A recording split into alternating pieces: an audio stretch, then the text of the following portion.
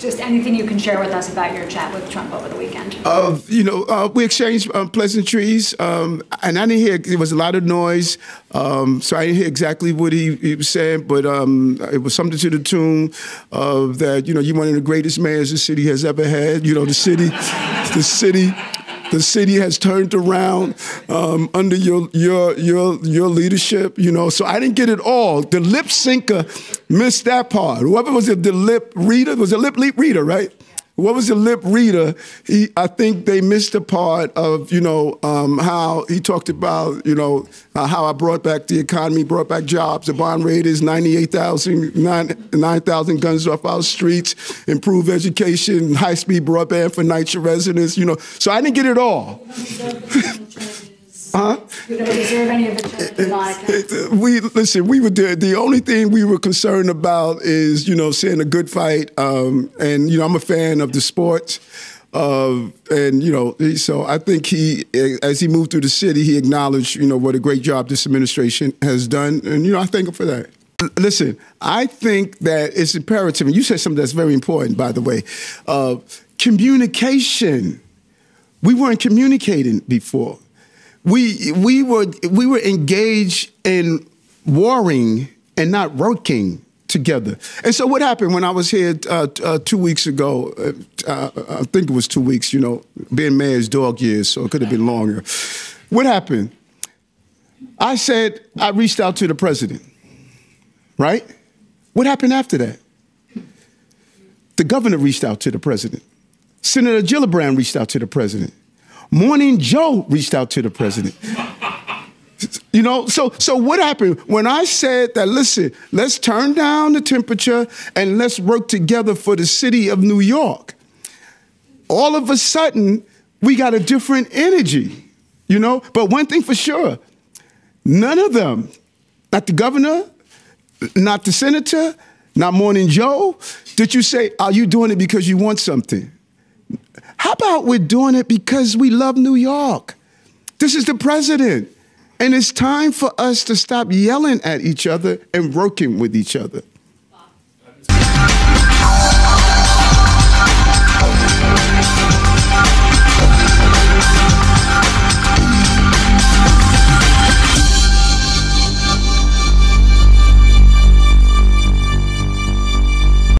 I'm Sal Greco, and you're watching and listening to The Sal Greco Show.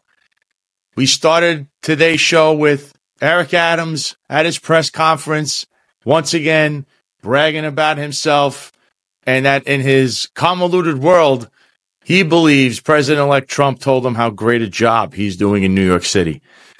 This is quite laughable, and it only goes to show that any time Eric Adams is speaking about himself, well, when doesn't he speak about himself? But in particular, he loves to tout that his administration has the lowest crime numbers in the last 20 years, or some ridiculous, statement that he always makes when he props himself up in his administration. But yet, in the last 48 hours, you had 3 stabbings in broad daylight, and then yesterday there was a shootout in Queens, where luckily the officer is safe, the officer is okay, and so is an innocent bystander. In 48 hours, you have chaos in the street while this man, his administration, city council, even the governor will tell you that New York City is the safest it's ever been. Let's roll to the videotape. This is from the Daily News. Manhattan triple murder stab spree suspect Ramon Rivera snuck up on distracted victims. Source. This is by Thomas Tracy, Josephine Stratman, Rocco Parascandolo, and Ellen Marnahan.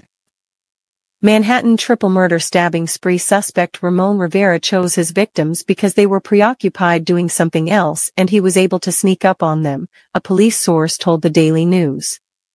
Rivera revealed the chilling detail to cops before he was ordered held without bail when he appeared in Manhattan criminal court Tuesday afternoon, the source said. A handcuffed Rivera appeared in court wearing a white Tyvek jumpsuit and was silent with his head bowed for most of the proceeding.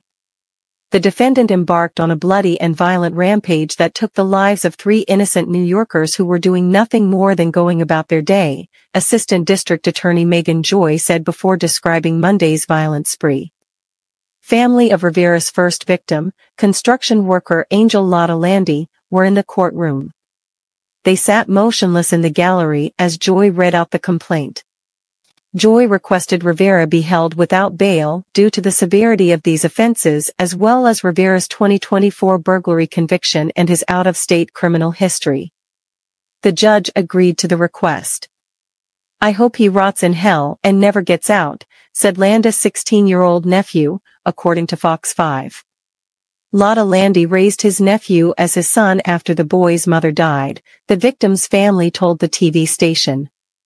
"I want justice for my brother," said Berta, describing Landy as a hard-working single dad to his nephew and his own son.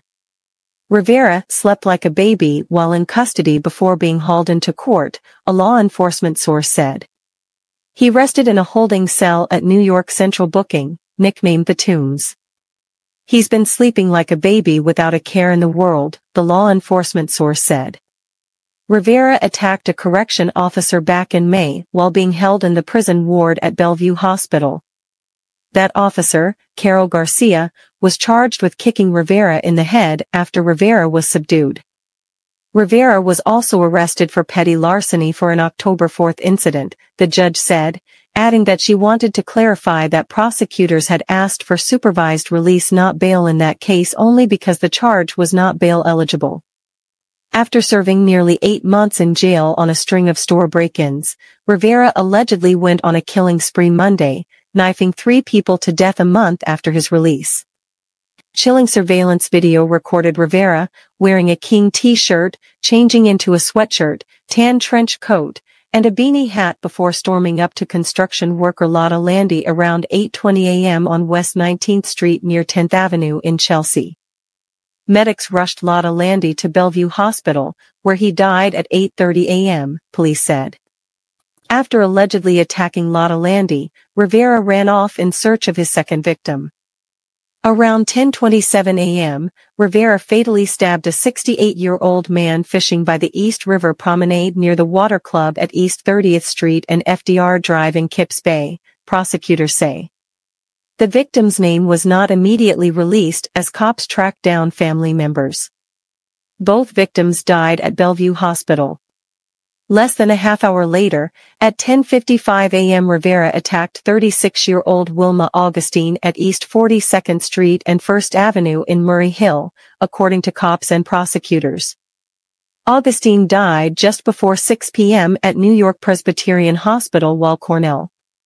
A passing cab driver saw the last assault, mistook the stabbing for a robbery, and flagged down a nearby cop. NYPD officer Robert Garvey, who was posted near the United Nations, caught up with Rivera and took him into police custody. Rivera has been in and out of jail for more than 20 years in Florida, Ohio, and New York, cops said. While he's only been in the city for about a year, he's been arrested multiple times and has been hospitalized at least twice, officials said. He's also been arrested twice in New Jersey. Back to the stabbings yesterday. We can all agree that the healthcare system failed this man, but the justice system failed all of us. It failed we the people. And it's wonderful. You have a great relationship with the governor. You're talking about going up to Albany and advocating, but I'm wondering, you as the mayor of the greatest city in the world, what tools do you need to fix the justice system? What can you do? And how can we, the people, help you? I like that. That's a great question. The tools that are within my disposal, one of the tools, the New York City Police Department, that officer did his job.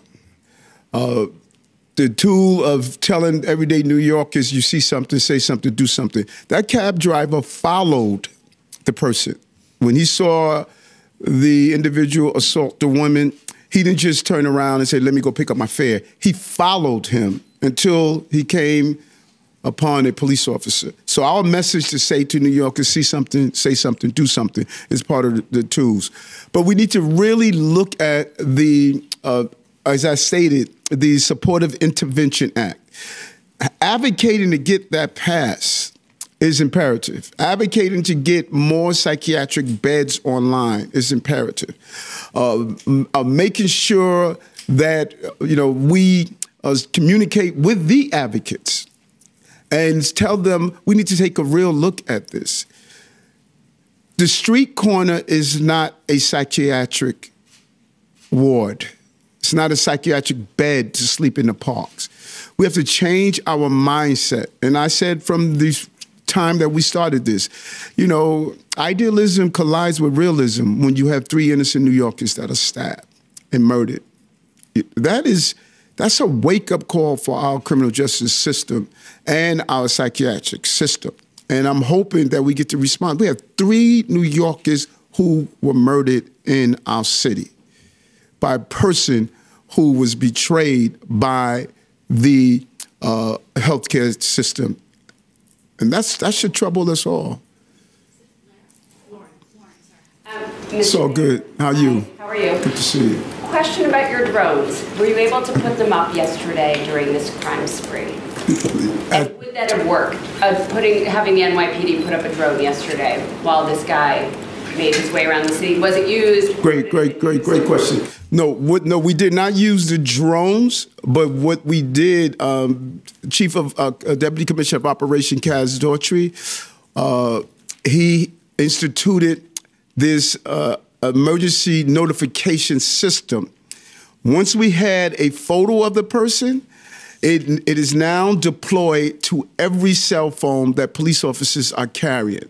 So we mobilized the entire law enforcement apparatus, which was an amazing idea that he created I think sometime last year, because all the officers carry devices now, smartphones. So immediately when we got I think it was the second incident, it could have even been the first, it was immediately deployed to every phone. So now every officer on patrol is able to look at it. It was a brilliant idea on his part, and it helps us in apprehending, when we have these type of incidents. I remember we had a person who was doing random shootings in Queens, and we were able to do a faster apprehension. But so we didn't use the drones, but he used another form of technology.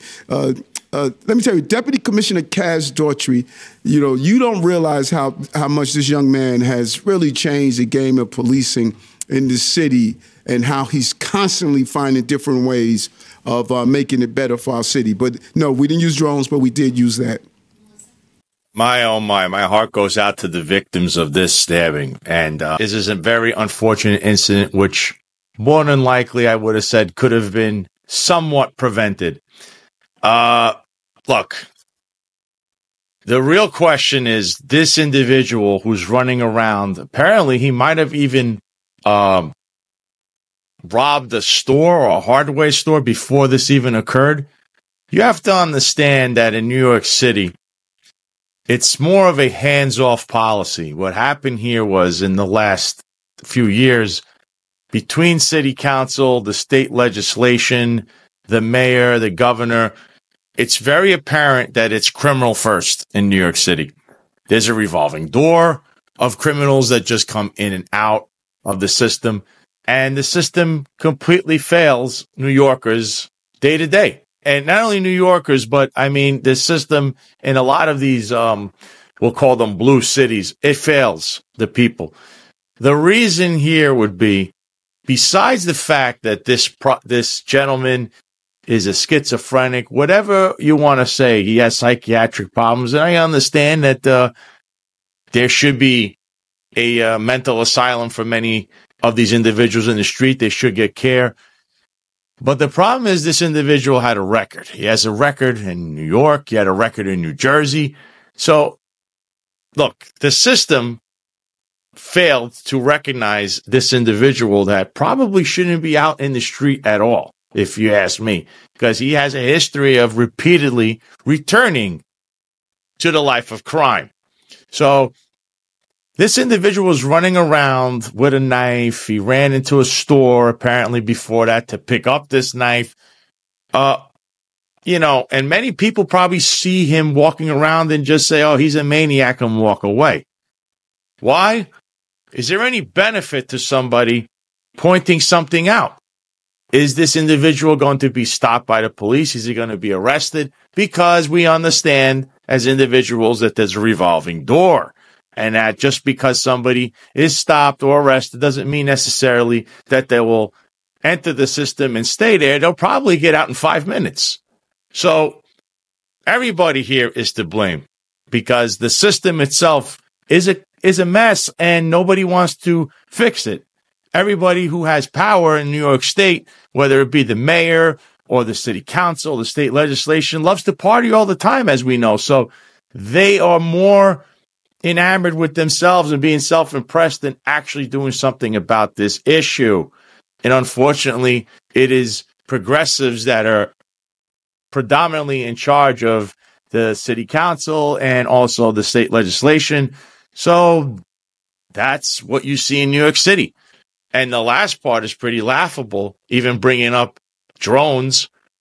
The reason it's laughable is Eric Adams is touting the man-child, Kaz Daughtry, who, they've been screaming about how great the drones are. Actually, the drones in this situation could have been used. We don't even know when they're used or how they're used, but we do know that there's 60 full-duty cops in this unit where now you have to question, like I've always been saying, what if, 1 or 2 or 3 or 4 or maybe 50 of them were in the precinct? That precinct that covered that area. And then you would have had more cops in the area. Maybe someone would have seen something long before there was an incident. And speaking of having Kaz Daughtry and his program or whatever it is that he does, just so you understand, so when you have an alert on your phone, many of us that were police officers, we didn't even bother looking at the phone because you would hear an email come and there's no time to look at your phones. Many cops are busy doing work. So that message that Kaz Daughtry gets out to everybody, not too many people are looking at it. So there will be some, but the majority, which is the overwhelming majority, just realizes, oh, I just got another email. But obviously the drone program is full of full-duty cops, much like DCPI office is full of full-duty cops. You have 80 over there, 60 over there. It looks like, especially with this overtime list also, there's many people doing administrative work or hiding in these scam units when it's the cops in the street that literally are taking a beating, just like in this instance. There's not enough manpower in the streets because the manpower that they do have usually have friends or friends of Eric Adams or friends of Kaz Daughtry. So they go into these little units where they're tucked away and you hardly ever see any cops. That is another problem. But this is a very unfortunate incident. The system has failed New Yorkers. It'll continue to fail New Yorkers if you don't vote your way out of this. You need to vote for the candidate that will bring change to this. Voting Democrat in New York City, when it comes to voting for these progressive Democrats, is a failure. If you are going to vote for somebody, whoever that may be, they need to be a common sense person. Common sense here would say, we need to not only revisit all of this, this needs to be changed. This whole system needs to be changed. And, Adrienne Adams as the Speaker of the City Council, she's not the answer. Eric Adams was the mayor who touted himself as a cop that was going to be tough on crime. He's not the answer. Kathy Hochul as the governor is not the answer. Definitely Carl Hastie, who won re-election as the Speaker of the Assembly. He's certainly not the answer either. But again, he just got voted in. So New Yorkers really have to do some soul searching. They do. And I'll even put up this graphic right here by Sam Antar when it comes to crime in New York City. So this is from Sam Antar, at Sam Antar on X. Also, whitecollarfraud.com. I suggest everybody go to his website. He has some fascinating stuff. So here he is with a chart, and this is his post. So right here it says, breaking. Violent crime in Manhattan surged 23.3% last week, 19.2% last 28 days, and 5.5% year to date, as Manhattan DA Alvin Bragg and Borough President Mark Levine, NYC, continue to gaslight constituents about rising crime and public safety. If the current year-to-date trend continues, Manhattan violent crime will surpass every year since 2003, wiping out 31 years of progress. There is the chart right there. And it says right there, week to date, everything is up. Robberies down one robbery. It's just ridiculous.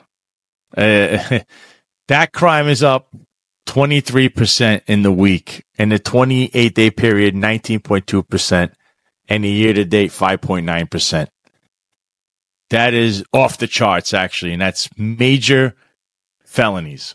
Violent major felonies. So if this chart by Sam Antar doesn't have you having your head explode over how many crimes are being committed in Manhattan, this post, I'll have your eyes popping out of your head. Here's another good post by Reza Chowdhury, at Reza C1 on X, and he's also a very good follow on X. He's always on top of these crime stats and what's going on in New York City. So he posts on X, Manhattan is burning and the Manhattan borough president is in a comatose state because of Donald Trump's electoral victory. In the last 28 days in Manhattan South, the heart of the borough's commercial activity, murder is up 200%, rape is up 214.3%, robbery is up 24.4%, felony assaults up 31.1%. But remember, Eric Adams says the city is not surviving, it's thriving. Crime is out of control, and no matter what you hear, the numbers just gradually continue to go in an upward trend. They're going to come out with their charts. They're going to try to cherry pick, but that is the reality. In basic terms, the perception is the reality. You don't feel safe because it's not safe to just walk around in New York City. So with that being said, we're going to segue into the next thing, which is what? Why would somebody not be worried about things like this? Oh, because they got to worry about their own corruption that is going on in their administration. And that would be one New York City Mayor, Eric Adams. So here's one story in regards to his continuing corruption. Stripped of duties for lending church funds to key Adams advisor Frank Corone. This is in the New York Daily News. It's by Josephine Stratman. Monsignor Jamie Gigantiello, pastor of the Our Lady of Mount Carmel Church in Williamsburg, has been removed from key duties after an investigation found he spent the church's money on himself and doled out nearly $2 million in unauthorized loans to entities owned by Frank Corone, an influential advisor to Mayor Adams, the Diocese of Brooklyn said Monday.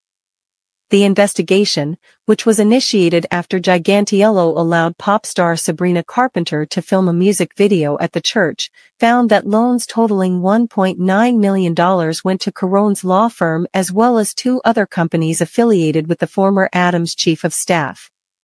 I have also relieved Monsignor Jamie Gigantiello, the current pastor, of any pastoral oversight or governance role at the parish because he has mishandled substantial church funds and interfered with the administration of the parish after being directed not to do so, Bishop Robert Brennan said in a statement. Federal authorities subpoenaed the church in September over possible dealings with Corone, who could not be reached immediately Monday for comment. No one has been charged in connection with that probe.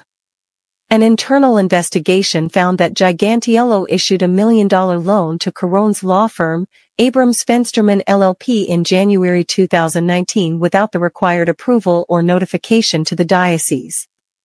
It was repaid with 9% interest between June 2020 and June 2021, according to the release. In August 2021 and November 2021, Gigantiello dug into the parish coffers to make 2 more loans totaling $900,000 to 2 companies also affiliated with Corone: Sesco LLC and Lex Avenue 660 Partners LLC. These transfers were also made without approval and without notifying the diocese. Gigantiello also used the church credit card for substantial personal expenses, the release said. Gigantiello has served as lead pastor since 2017. The internal review, conducted by firm Alvarez and Marcel and Sullivan and Cromwell, came after the pastor allowed singer Sabrina Carpenter to film a music video inside the church. Corone, Adams' first chief of staff, is now running a lobbying firm and is expected to chair the mayor's 2025 re-election campaign. Neither Corone nor Gigantiello, who are longtime friends, have been accused of any wrongdoing by the Brooklyn U.S. Attorney's Office. Corone and Gigantiello are partners in a corporate entity called DMC Capital Group. Gigantiello holds a 7.5% stake and Corone's family trust, which he controls, holds a 24.67% stake, business records show. DMC Capital Group is an investor in and co-founded another corporate entity called Financial Vision Group 4, records show. Financial Vision was sued by Greco in Brooklyn federal court last year in a civil suit alleging Financial Vision helped fund a scheme where doctors billed the insurance company for $3.5 million in no-fault medical procedures that either didn't happen or weren't necessary. Bishop Witold Mroziewski is now administrator of the parish, according to the release. The parish's temporary administrator, Deacon Dean Dobbins, has also been relieved of duties after using racist and other offensive language during private conversations that were secretly recorded by Gigantiello, according to Brennan. Hi. How are you? Good, how are you? Quite well.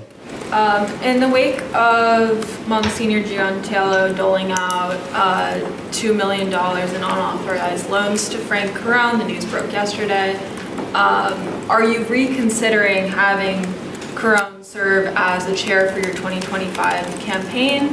Are you still planning on having him serve in that capacity? Yeah,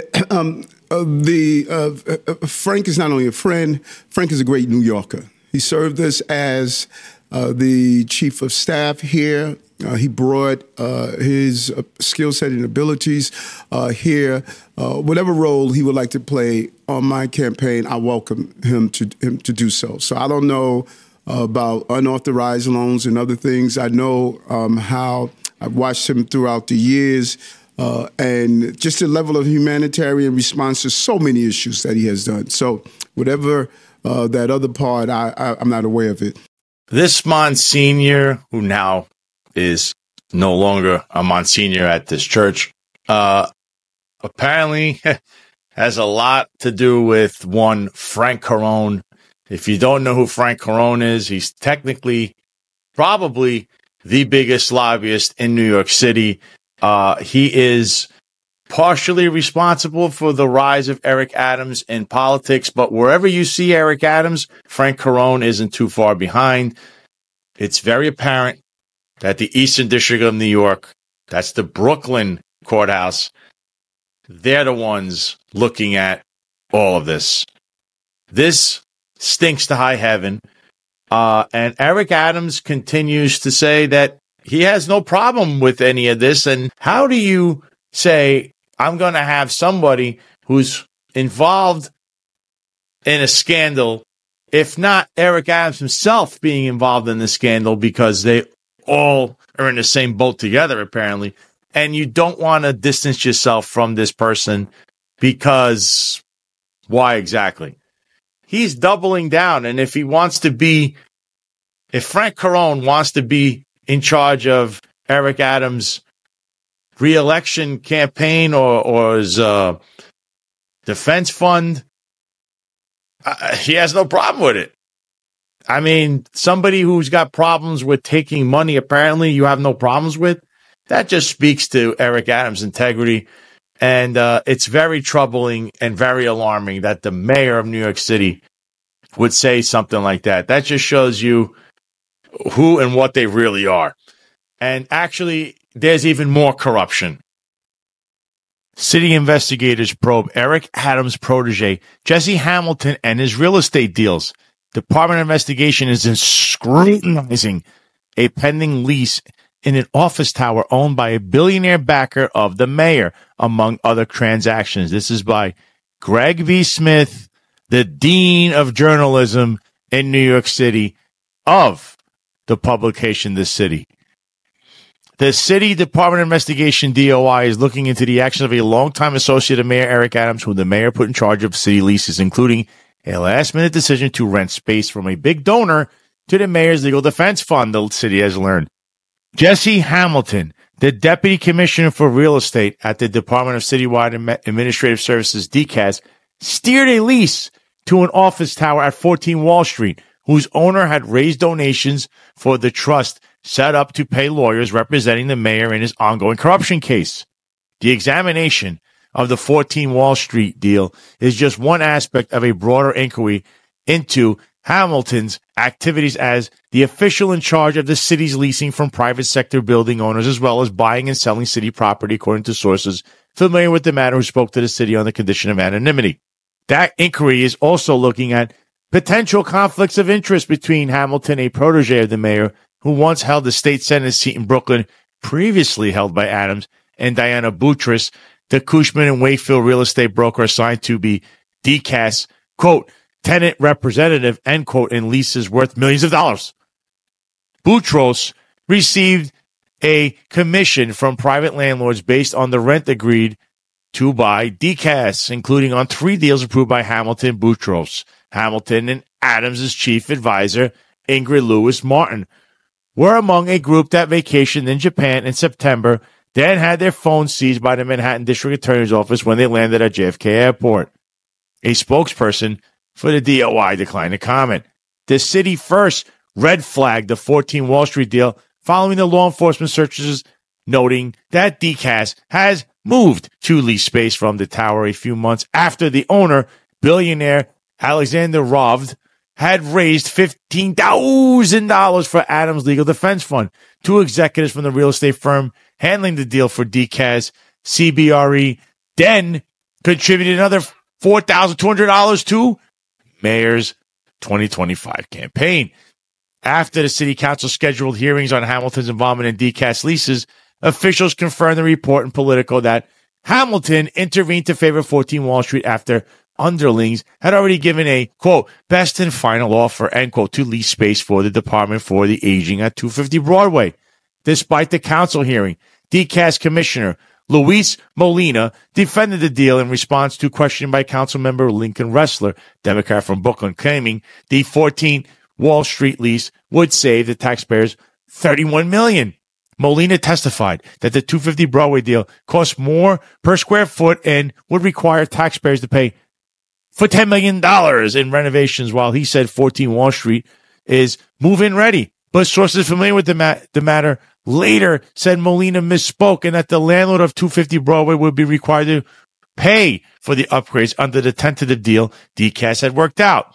DCAS has refused the city's multiple requests to release the full financial analysis it performed in seeking office space for DFTA. The final lease has not yet been signed. Since revelations about the 14 Wall Street deal surfaced, first Deputy Mayor Torres Springer began reviewing all DCAS leases and has paused negotiations on the 14 Wall Street lease while that review is ongoing. During that same council hearing, Molina confirmed that Boutros and Hamilton had been involved in pitching DCAS to purchase a warehouse in the South Bronx, known as Bronx Logistics Center. That included Hamilton posting an unusual video on his Facebook page that he distributed to city agency heads touting the benefits of the privately owned warehouse. Boutros and Hamilton met with Molina to discuss the purchase weeks after they'd had their phones seized by the DA following that trip to Japan. Under questioning by Ressler, Molina conceded that DCAS had decided not to go through with the warehouse purchase. So between Jesse Hamilton, another Eric Adams protege, and Luis Molina, who, if you remember this guy, he was the head of corrections. He was the commissioner of corrections. And then he was caught taking a lavish trip somewhere where city council, I believe, and everyone was questioning that. Of course, did anything ever come of that? No.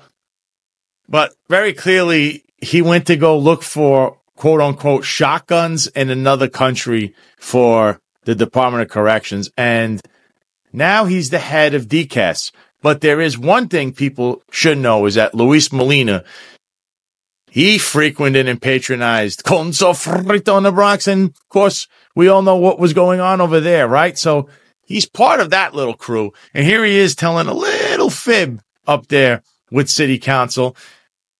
Of course, Lincoln Ressler, once again, my best way of describing him is he's the Trey Gowdy of city council. A lot of bluster, but never the finish. Or a dog with a huge bark with no bite. I don't expect city council to do anything about this, but the Department of Investigation, on the other hand, they will. So if this doesn't become some kind of federal investigation, it's definitely a city investigation, and there'll probably be something down the road in regards to all of this. Once again, Eric Adams is a highly conflicted individual who surrounds himself with corruptible people. And there's one more corruptible person that Eric Adams loved to be around, and that's Sean P. Diddy Combs. So I guess he's going for another bail hearing. NYC Judge orders federal prosecutors to destroy notes taken from Sean Diddy Combs' jail cell. This is in the New York Daily News. It's by Molly Crane Newman and John Anise. Good old P. Diddy, friend of Eric Adams. A Manhattan judge on Tuesday ordered federal prosecutors to destroy records of notes taken from Sean Diddy Combs' jail cell. Manhattan Federal Court Judge Arun Subramanian issued the directive following a court hearing attended by Combs after his lawyers complained about federal authorities photographing personal notes from his cell during a sweep. Multiple federal agencies conducted a massive contraband sweep at MDC Brooklyn starting on October 28 as part of an ongoing effort to clean up the troubled jail, which saw 2 stabbing murders in a 6-week period this summer. Sources described the operation, run by the Federal Bureau of Prisons, as a show of force, complete with contraband-sniffing dogs, an FBI mobile command center parked outside the Sunset Park jail, and security screenings of defense lawyers as they exited. On November 1, BOP officials announced that federal agents identified and confiscated several electronic devices, drugs, and associated paraphernalia, and homemade weapons. The feds on Combs' case revealed they'd come into possession of the notes in written arguments opposing his latest request for release on Friday, accusing him of witness tampering and making efforts to pay off people who may take the stand against him. In court Tuesday, Combs' lawyer, Mark Agnifilo, said the papers contained information subject to attorney-client privilege and demanded CCTV of the raid. He said Combs had written the word legal on the stack that was seized and argued there was no reason for an investigator, who prosecutors said did not confer with them, to search through papers to look for cell phones, weapons or drugs. Virtually every single thing in these legal pads are matters he discusses with his attorneys, the defense attorney said, calling the seizure a complete institutional failure. Assistant U.S. Attorney Christy Slavic countered that the investigator who looked through the cell independent of the prosecution's work was tasked with making sure Combs was in compliance with jail rules, which she said Combs was not. She said the paperwork taken included notes by Combs about finding dirt on witnesses. Slavic said no members of the prosecution team were aware of, involved in, nor made any requests to the investigator who carried out the search. She said labeling something as legal did not, on its face, make it subject to attorney-client privilege, and that a filter team had reviewed them for anything out of bounds. The prosecutor said the materials were obtained pursuant to the Manhattan U.S. Attorney's ongoing covert investigation into Combs and his associates, and that they didn't concern his communications with his lawyers but, in addition to a note about finding dirt on witnesses, related to his family members, financial advisors, birthdays, and inspirational quotes that have nothing to do with this case at all. Subramanian, who will rule on the defense claims after receiving written arguments from the two sides, told prosecutors from the Manhattan U.S. Attorney's Office to email him any originals from the 19 pages that were photographed for the time being. The 55-year-old Combs has pleaded not guilty to racketeering conspiracy, sex trafficking and interstate transportation to engage in prostitution, charges carrying a potential decades-long sentence. Prosecutors allege that for years, the hip-hop mogul used his business empire to facilitate the sexual abuse and coercion of women he forced to participate in violent sexual performances called freak-offs. They say he directed and videotaped the performances and drugged his victims into compliance, and that he and associates engaged in forced labor, kidnapping, arson, bribery, and obstruction of justice. Combs, who wore tan prison clothing to Tuesday's hearing, appeared without chains around his ankles after his legal team requested the court permit him to be unshackled. He's due back in court Friday, when Subramanian said he wouldn't factor the notes to be destroyed in his decision on whether to release Combs on a $50 million bond. So I guess this could be seen as a twofold situation. Should the prosecutors have these notes from P. Diddy's jail cell? Well, if they did do a routine check, or were they checking through everyone's cell? Is that illegal? P. Diddy, though, seems to be a highly, highly conflicted individual. And if this individual was out, he might threaten people.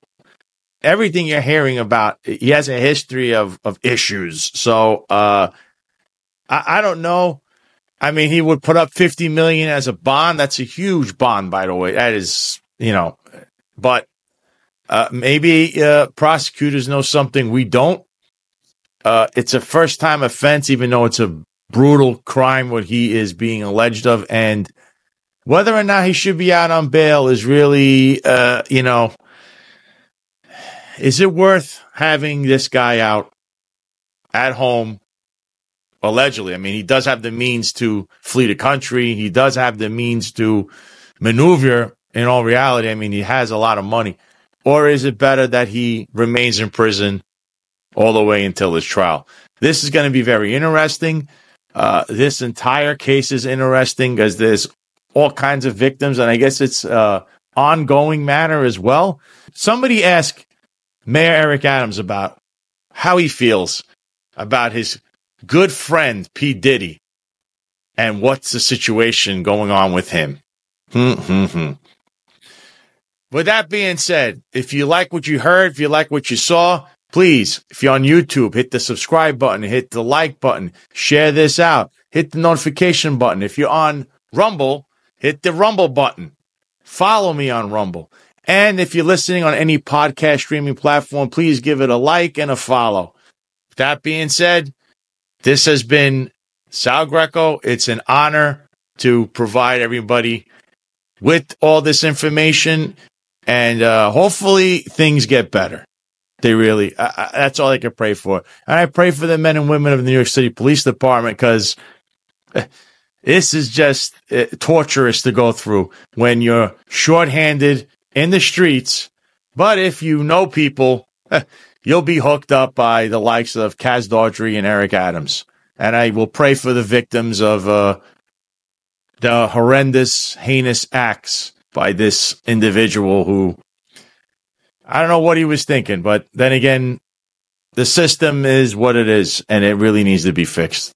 So with that, I'm going to say good morning, good afternoon, and good night.